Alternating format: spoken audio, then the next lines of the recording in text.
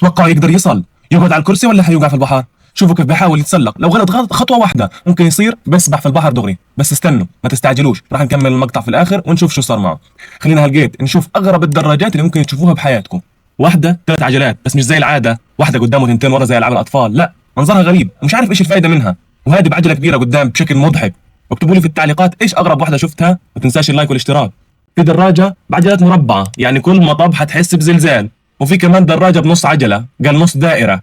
كيف يعني؟ تخيلوا اذا قفت ثانيه راح توقع اكيد بلا نقاش.